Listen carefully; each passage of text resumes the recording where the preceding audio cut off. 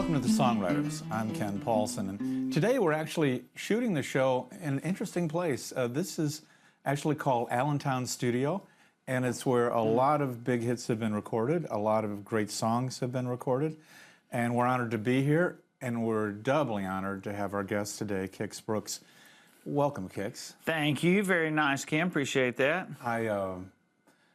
I kind of made it simple because you got so many crazy accolades. You've got this monster resume, but just abbreviated. You're a member of the Country Music Hall of Fame. Don't abbreviate. You're a member of the Country Music Hall of Fame and the newest member of the Nashville Songwriters Hall of Fame.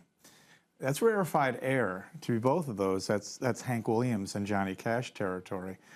So congratulations. So we're delighted to have you be a part of this. Thanks. And for the record, Johnny Cash and Hank Williams will never be my peers. I am a fan first, you know.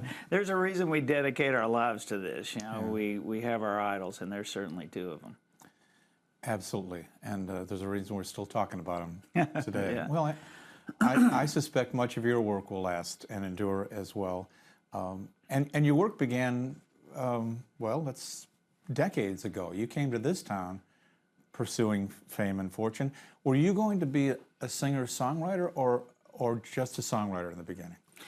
I'm not sure I was pursuing fame and fortune, honestly. I mean, I really did. I came from Louisiana, and I grew up like a couple of blocks from where Hank Williams' last home was, and it was a little white house like us, you know, a little 3-bedroom house in a regular neighborhood. And Johnny Horton was married to Billie Jean Horton. Her daughter went to grade school with me. It's kind of how I became close to all that, because my first gig was in their driveway with my band, The Originals. There were probably, 10 groups called The Originals, but when we were in the 6th grade, 12 years old, we all played guitar, and, it was loud and messy. But So what year would that have been? that was, several semesters ago. Yeah, late 60s, early 70s? No, that would have been, 60s. 67. So Monkees, you were probably doing Monkees songs. We did actually. We did actually play something by the Monkees. Were you a rock or a country? For Your band? Love, we played everything. I played Hey Good Looking. I played Can't Get No Satisfaction. We did it all. Hey Good Looking is particularly powerful in the 6th grade. It's a very effective song. Yeah.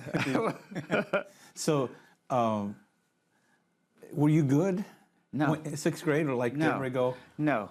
And when I mentioned fame and fortune, when I was in college, and I really started trying to write songs and whatever, and I was chasing all those guys from Austin, Jerry Jeff and Guy Clark and all those guys were my heroes. I didn't really know, and Allman Brothers and all that kind of stuff. We were in college, and it's why I don't let people throw rocks at country music today going, that ain't country music, because we were influenced. Those were Ronnie and I's influences. Right.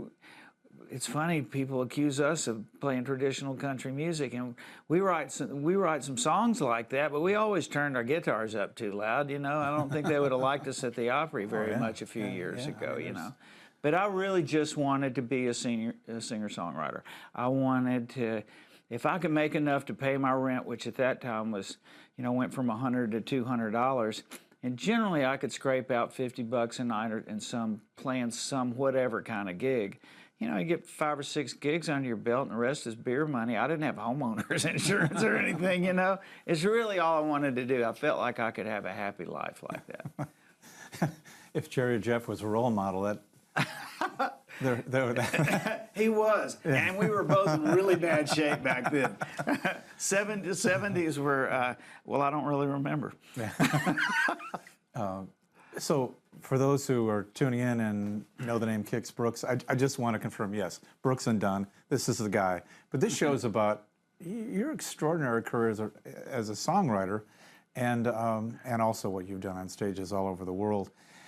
The first success you had, what was the first cut you had that said, Kix, you may do this? Well, I remember it well. Except for when I got the news that I was going to be included in this esteemed bunch of writers that mean so much to me. My first cut, And I told this to my wife. It's the last time I really remember certainly being emotionally overcome. It was my first cut and it was on an Oak Ridge Boys album. That was, God, probably 81 or something. It was on the Bobby Sue album. Oh, wow. And I think you said you knew Dan Tyler. I do know Dan. Yeah, and he wrote Bobby Sue, as you know, and that's kind of how we met. But I wrote a song called Old Kentucky Song that was on that album. And, it was a million-selling album. So even if you don't have a single or nobody ever hears it, at that time, it's a million times 7 cents if you're, your writer's portion of that. And Don Gant, who was one of the great publishers ever in this town, he liked me, and he had already told me I could hang out at his publishing company and write songs with his writers, but he wasn't going to give me any money until I was making some money. And that was it. At that point, I got $100 a week, and I was a professional songwriter, and I can still remember just standing against the wall in my apartment with tears coming out of my eyes going, Fantastic. wow. That's fantastic. Yeah, it's getting me right now. Yeah,